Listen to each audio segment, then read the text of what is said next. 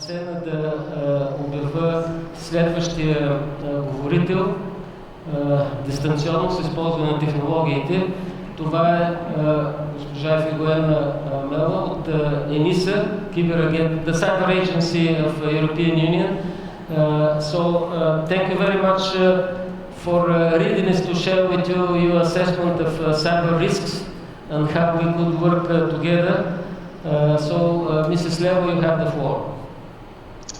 Thank you very much. Good morning from my side as well. I suppose you can hear me on good. Yes, okay. So, we'll be showing you, first of all, okay, let me share my screen.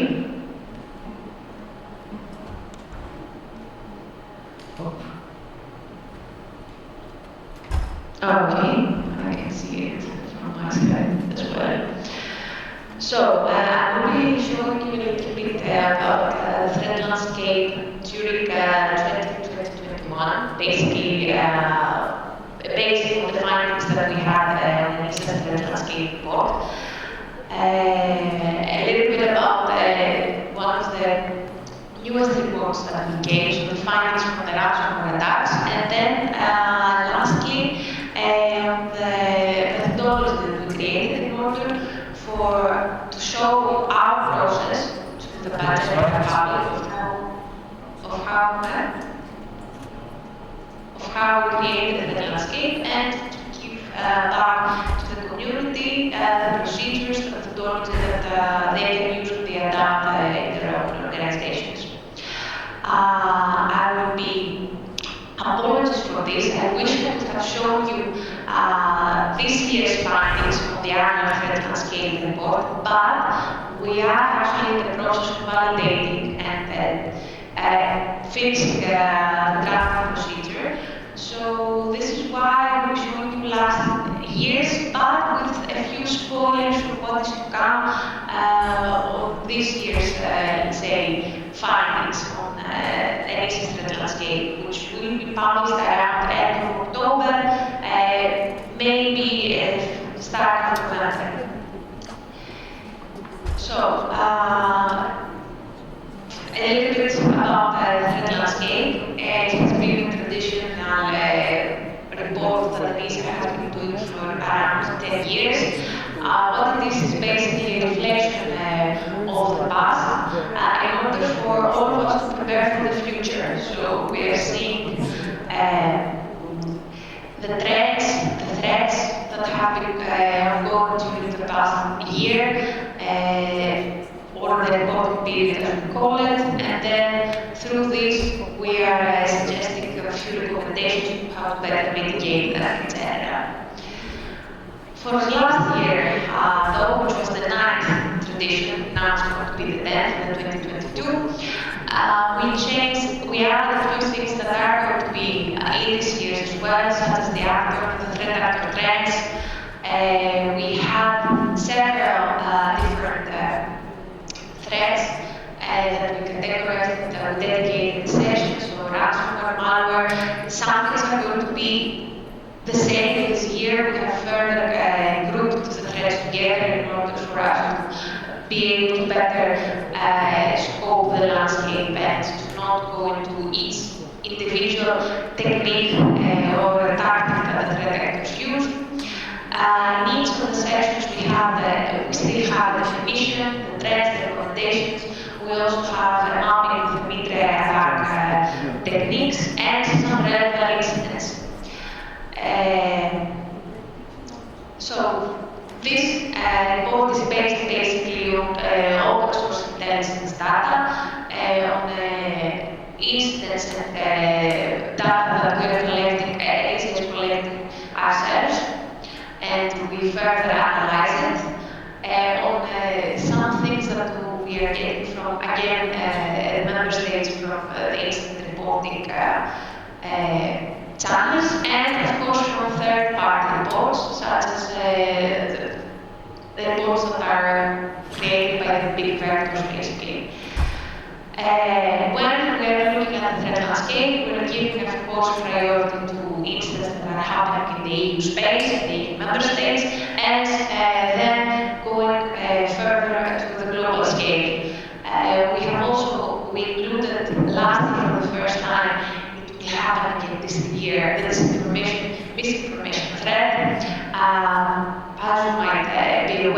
this became, especially this year, quite a big threat.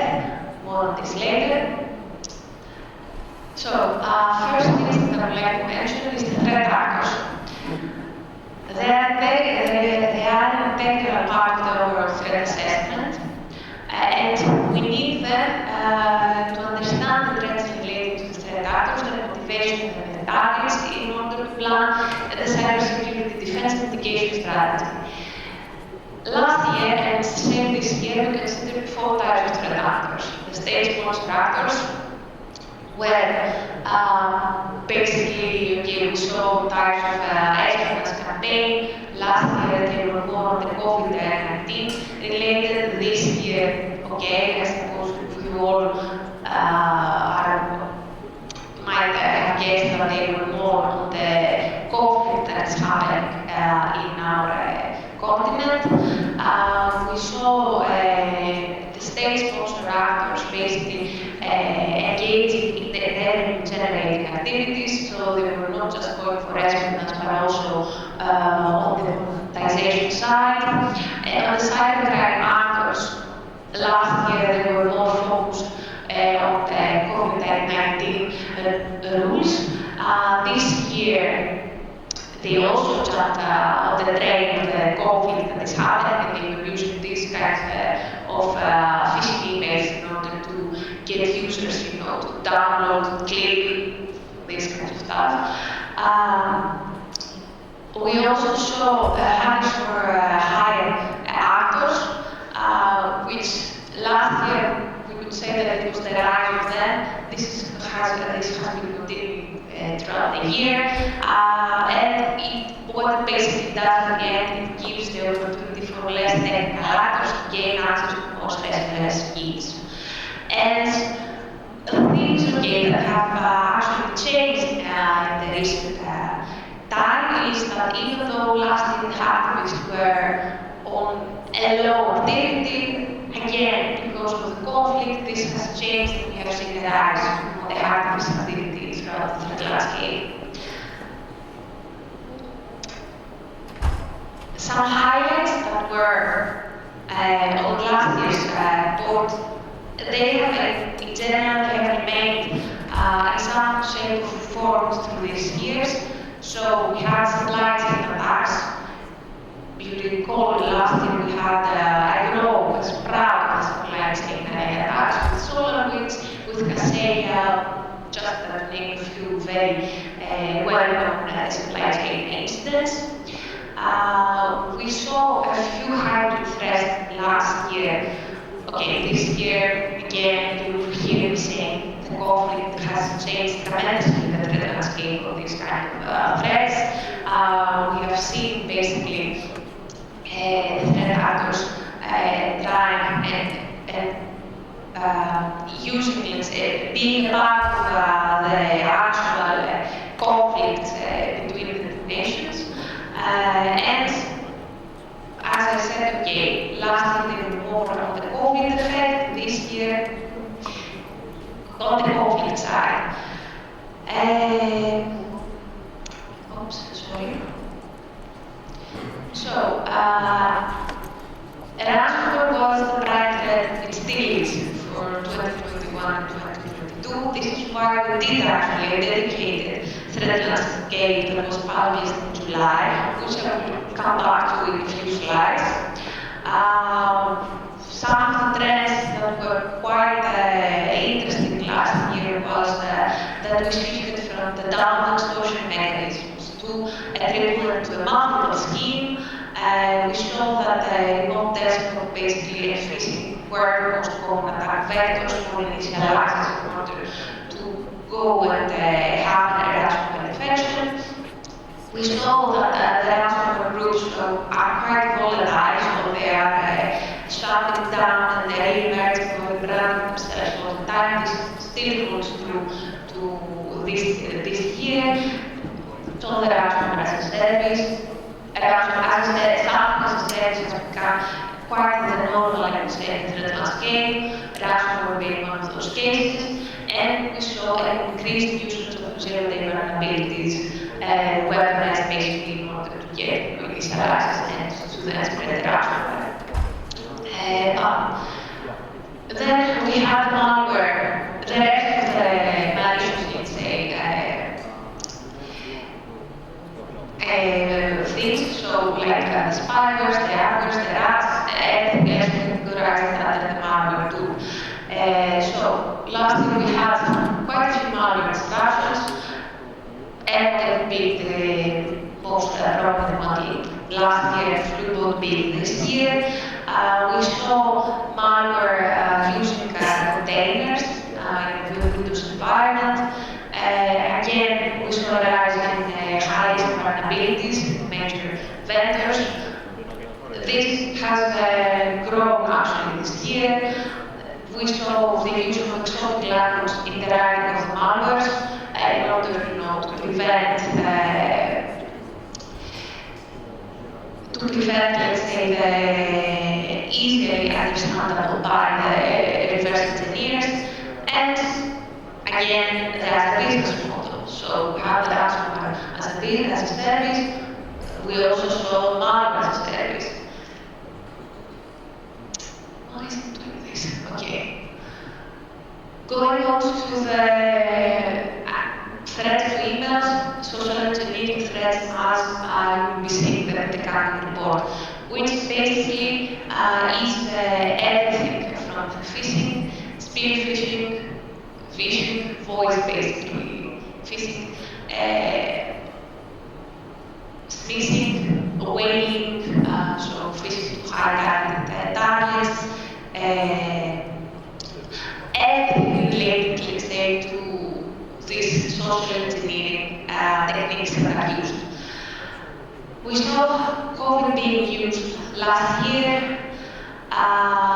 Basically, this year it switched to the conflict. We can safely say that depending of the world events that actually have a significant impact on the world, the threat actors take this opportunity to switch around and change the rules in order for them to be better, clickable, I would say. Postal services were used in phishing campaigns as well, since, okay, last year with the whole quarantines and COVID-19, a lot of, as you can imagine, everybody was staying at home, all of us were online, so what was the most critical sector last year besides the health sector? Postal services, they were targeted. QRation, a new version which is of an old scheme, so instead of the URLs and phishing emails that were used, and okay, they were quite easily distinguishable from a good one to a bad one, and QR codes are not that easily understandable, so they have switched that to QRation, so instead of a URL, basically have a malicious QR code. The business email compromise has also increased and has brought sophistication and they have become more targeted. And of course, we also saw the phishing as a service. Again, this threat, all of them, actually most of them are still quite relevant and are in this year's report as well.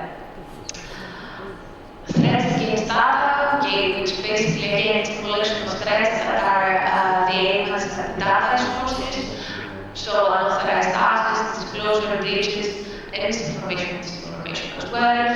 They are mainly referred as data breaches or leaks, and the release and they refer to the release of sensitive, protected data to a trusted environment. So we had threat actors shifting their attention last year to the vaccine information. So we saw actually extreme attacks against one of the most notable was against the European Medical Agency. We had the certain healthcare sector data breaches, as you can see from the graph. This is from last year, just as a note as well. We also saw some rise in the identity theft and the synthetic identity threat. So basically, from the leaked data of other data breaches, we saw that attackers use that information in order to craft a new identity with real data. So the personal number, the social number to be a true one, but with a new name or a date of birth or something like that to create a synthetic identity, or to actually go and impersonate the actual person. And in the end, we also saw that actors were taking advantage of bad user behavior in order to commit identity abuse. Basically, if they were compromising one account, for example, a Facebook account that had the same password as the actual account that is used in a business environment, then as you can imagine, having very similar username because of similar naming conventions that the user might have done when creating a social media account, you can see that how they would try to actually impersonate the user in the work environment. Then we have bundled the threats of availability and integrity with this composed of two sets of let's say threats, the denial of service threats and some web attacks.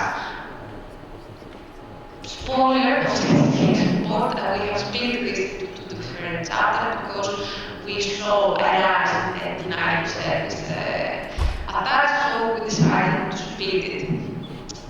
Some threats from previous year are still ongoing actually this year as well. The ransom from denial of service, which is basically another scheme in the multiple extortion scheme of, it could be actually another scheme in the multiple extortion scheme in the ransomware campaign, where the attackers decide actually creating the data and extracting it. They're also doing a denial of service of some kind in order to further put pressure on the victim. We saw that the whole cybercrime as a service works as an amplifier of the DDoS attacks and the web-based attacks, and actually the traditional DDoS is moved towards the mobile interactive networks. Since, again, they are the most vulnerable to these kinds of attacks. And again, in the case of web-based attacks, we saw that the main threat still persisted. So we had defacements, we had DNS domain hijackings, and all of these things. This did not change basically. And lastly, misinformation threat. First of all, we consider and we define disinformation as the intentional sharing of false or misleading information, while misinformation is the unintentional sharing of the information. There are among the preparation activities Recording in progress. such as This meeting is being recorded. And social engineering and other malware infections. They are often utilized with other threats, thus leading to the advanced hiding threats, such as what we have seen in the conflict from January until now, what we saw basically with the elections times some years ago, these kinds of activities. Some of the trends that we noticed, and they are still relevant, they're quite relevant this year as well. Disinformation as a service, as I said, this was everywhere as a service model. And we also saw AI-enabled disinformation support that were supporting attackers to carry out their campaigns. And lastly, again, we have COVID-19 that was used for amplification of attacks this year, okay, goes without saying to the conflict that is going on around our region. So, for this year, okay, what the sessions are going to be for the annual report are going to be the data-related threats, we expect that leakage and so on. The availability, as I said, the details, the hack, disinformation again. Supply chain against are still quite relevant today. The phishing, spear phishing, as I mentioned, ransomware, malware, and the availability related internet threats, BGP hijack, DNS. And of course, we're also going to be having the threat actor threats. Now, I mentioned that we had that we were going to go to the ransomware threat a little bit deeper during the presentation. And because it was considered the prime threat last year, and still is actually, we did a dedicated analysis on the ransomware instance. In general, we define the ransomware in this report where the threat actor takes control of the target's assets and demands a ransom index stage for the return of the assets availability, basically. We saw that in general, there are four core actions that the ransomware can execute. It can lock an asset, it can encrypt, it can delete it, and of course it can steal in the end. So what we saw from the instance that we analyzed as assets were actually the files, memories, folders, database contexts, cloud, CMS, and of course at the end, in the early days, the scripts.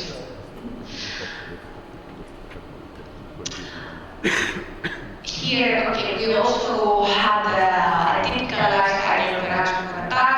I will not go to that much detail. I think everybody knows that we have the initial license, we have the execution, and the actions happen, so you can either lock, delete, encrypt, or steal the access as well. Then it goes to the ransom part, the blackmail through some communication and some demand. And then we get to the ransom negotiation. So it's either the demands are met, and then the execution could be either successful or unsuccessful, and then we go back to the same loop, or they are not met, so then we move on to the deletion, the leaks, the selling, and of course the denial search of the one search. What we did find, actually, we had a hard time classifying actually the real number of the incidents. We had the real number that actually happened. We had the number of the ransomware incidents that were reported to the government that was different from the number that we saw.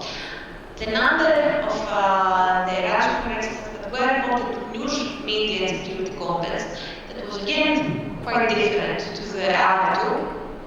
And the number of ransomware incidents that were reported by the actual ransomware groups on the website, which was again very different from the other three. So what we come to the conclusion is that basically not many organizations acknowledge the incident publicly, and thus make this number almost impossible to obtain the real number of the incidents. We estimate, though, that the total number from May 2021 until June 2022 was around globally 3,640. Okay, we could not analyze all of them. We took a small percentage, 623, which was it's around, let's say, 10% of this in that time frame. But we think that it was a quite good percentage in order to come to the final conclusions.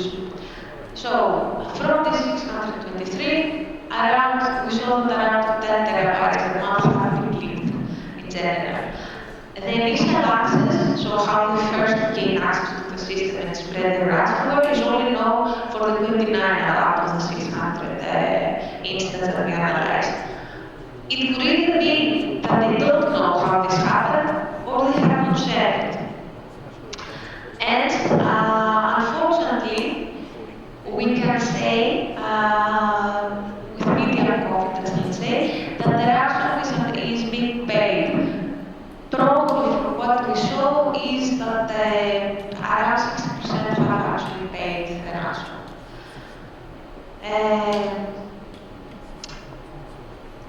In the end, for the analysis that we did, threat actors would really care about the spectrum for the national threat.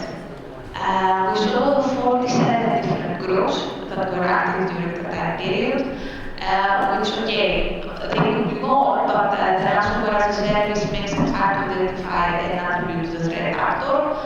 And in the end, we are seeing that we lack the reliable data due to the not reporting of the incidents and not sharing the information, which makes it harder for us, okay, as Enisa, but not okay, that's not a part of the global scheme, but it also makes it harder for potential victims to be aware of ongoing campaigns for our security analysts to actually make predictions and to further prepare the customers and the whole general public to those ongoing campaigns. And I would like to close this presentation with the methodology that we used in order to create the past two reports, let's say, and the third one that is coming on. So,